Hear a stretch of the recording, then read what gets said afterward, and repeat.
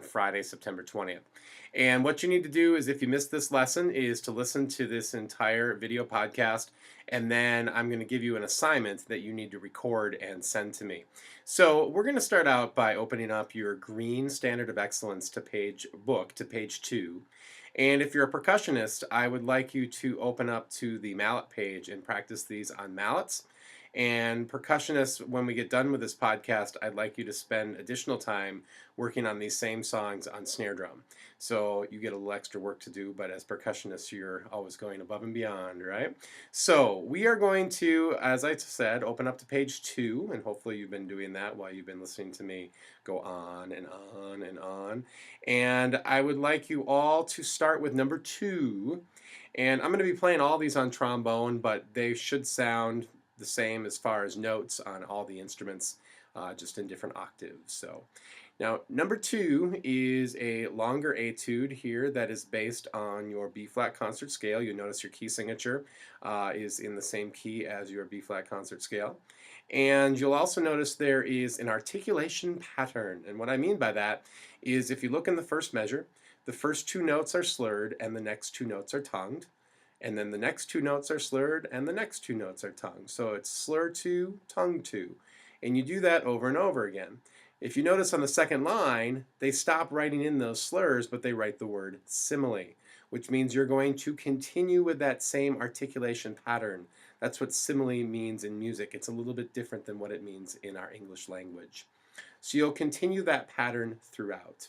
Now, if you're a percussionist, you don't have that on the bells because you don't slur notes together on the mallet instruments. So I'm going to play this through. I'd love for you to play it along with me, and we're going to play the whole thing. I'm going to play it along with smart music. So here we go. We'll hear 4 clicks, and then here comes number 2. You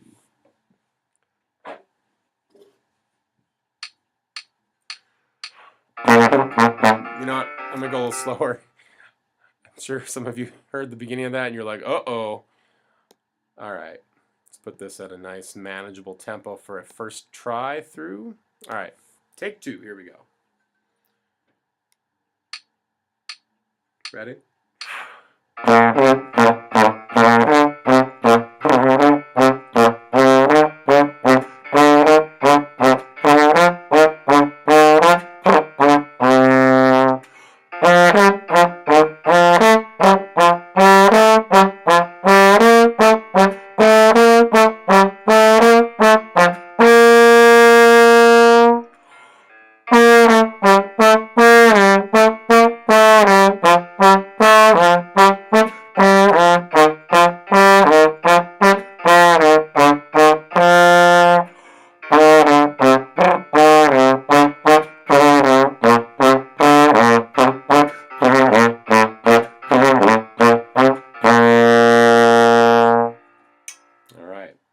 So there we go. That's a little bit of number 2.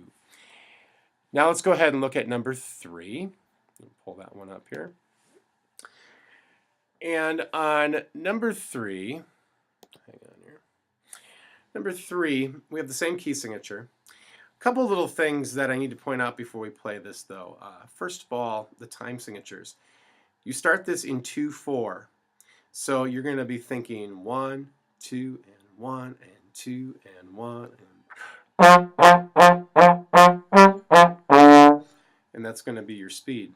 When you get halfway through, it changes to 6/8.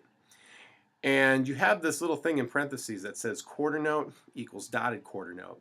See, what happens when you go into 6/8 is that the beat of the song doesn't change.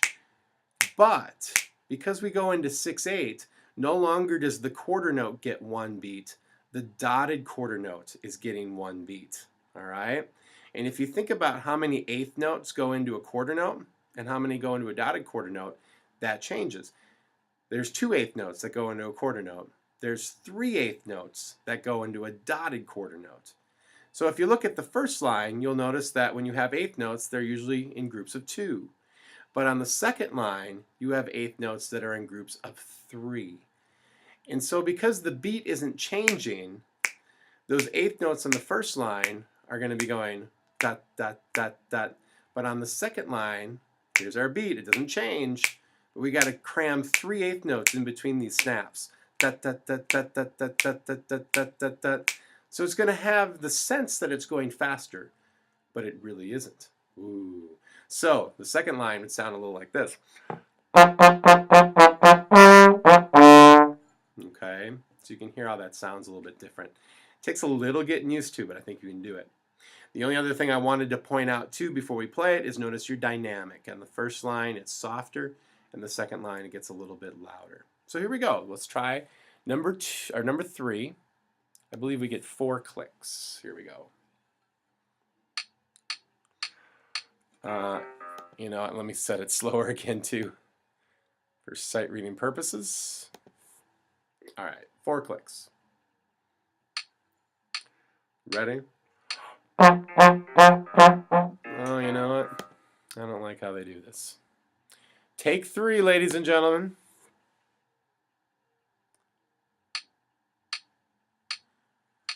Ready? Go.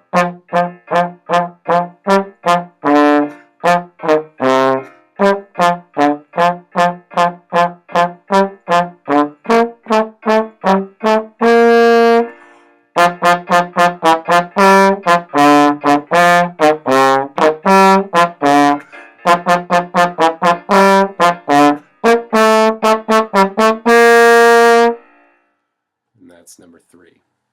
All right. Hope it's all going well so far. We got one more to do. Number 4. Number 4 should look familiar. This is a chromatic scale, your B flat concert chromatic scale. And what we're going to do is just play it going up an octave, holding that top note and coming back down the octave.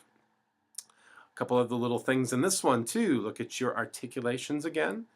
2 staccatos, which means short, the dots, and then 2 slurs, and it alternates that combination, 2 shorts, 2 slurs. And then again we have that simile halfway through, which means continue doing that pattern. Second thing to point out is there is a repeat, so we're going to do it 2 times through. I'm going to remember to set it a little slower before we do this, because this one also moves pretty quick for a first try. So let me go ahead and do that.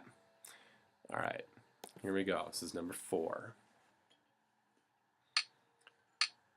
Ready?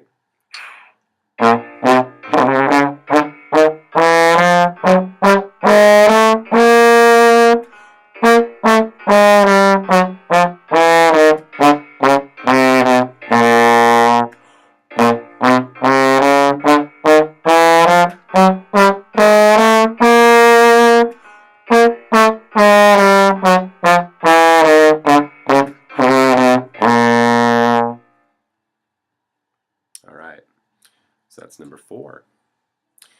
Now, before we finish up here today, we have a playing test twice a trimester, and I want to tell you about the first one. The first one's going to take place the week of MEA break, which is the week of, I'm trying to remember off the top of my head, October 12th or 13th. I guess the Monday would be the 13th. So that week, you have due for me, you need to play for me, number 2, which we did today, and then number 19, which we're going to be doing here in a couple weeks, and you can get a jump start on that if you'd like. So you need to play those 2. Percussionists, you have the option of playing, well, let me put it this way. You have to play one of them on mallets, one of them on snare drum. Your choice which one you do on which. All right?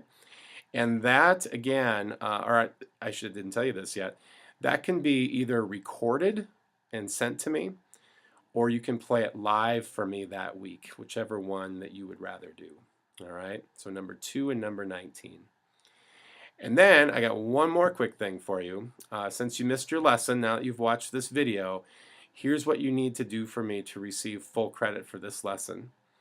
You need to choose to play for me one of these 3 songs that we just did, number 2, number 3, or number 4. And if you choose number 2, since it's quite a bit longer, you only have to play the first 2 lines. So you can play the first 2 lines in number 2 for me, you can play number 3, the whole thing, or you can play number 4 with the repeat. You can do one of those 3 songs, record it, and send it to me. And again, as far as recording, you can do it on a phone, iPad, iPod, some kind of mobile device. You can do it on your computer using things like Audacity or GarageBand, or if you have your smart music, you can use that, or any other recording software you have. Or if you can't record something at home, you can bring or you come into school before school, after school, during block advisory, and record it here in one of the practice rooms. Any of those things are good, and that is due by the end of the trimester. So make sure you do that. There is no form to fill out. There's no parent signature to get. You simply need to record yourself playing one of these 3 songs that we just worked on. And there you go. Good luck, everybody. Thanks for listening. Have a wonderful day.